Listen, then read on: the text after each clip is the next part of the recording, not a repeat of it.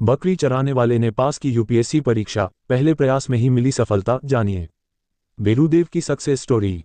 बकरियां चराने वाले ने पहले ही प्रयास में यूपीएससी परीक्षा पास कर 551वीं रैंक हासिल की।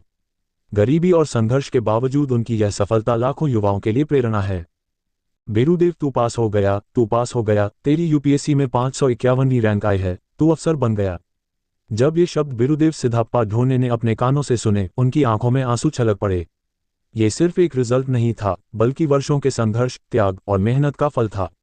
महाराष्ट्र के कोल्हापुर जिले के एक छोटे से गांव व्यंगे से निकलकर देश की सबसे कठिन परीक्षा यूपीएससी को पहले ही प्रयास में पास करना कोई मामूली बात नहीं है। गरीबी में बीता बचपन, चप्पल पहनकर चराई बकरियां। बेरूदेव का जन्म एक गरीब धनगर समुदाय में हुआ। बचपन में वह भेड़ बकरियां चराते थे। सिर पर गांधी टोपी, कंधे पर कंबल और पैरों में मोटी धनगढ़ी चप्पलें पहनकर वह खेतों और पहाड़ों में बकरियों के पीछे भागते थे। उनके पिता भी यही काम करते हैं और परिवार की आर्थिक स्थिति बेहद खराब थी। एक घटना जिसने बदल दी जिंदगी।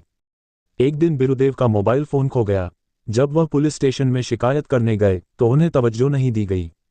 उस अपमानजनक अनुभव ने उनके अंदर एक आग जगा दी। उसी दिन उन्होंने ठान लिया, अब मैं खुद अफसर बनूंगा। कम संसाधन लेकिन मजबूत इरादे। बेरूदेव ने कोल्हापुर से अपनी शुरुआती पढ़ाई पूरी की। सीमित संसाधनों के बावजूद उन्होंने स्व अध्ययन के जरिए यूपीएससी की तैयारी शुरू की। पढ़ाई के लिए न किताबों की भरमार थी, न कोई कोचिंग, सिर्फ माँ बाप का आशीर्वाद, गांव का समर्थन और अपनी मेहनत।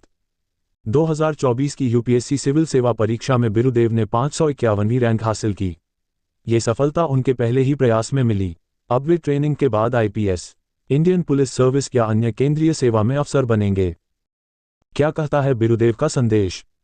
अगर आपके पास संसाधन नहीं है तो कोई बात नहीं, अगर आपके पास इरादा है तो आप सब कुछ पा सकते हैं।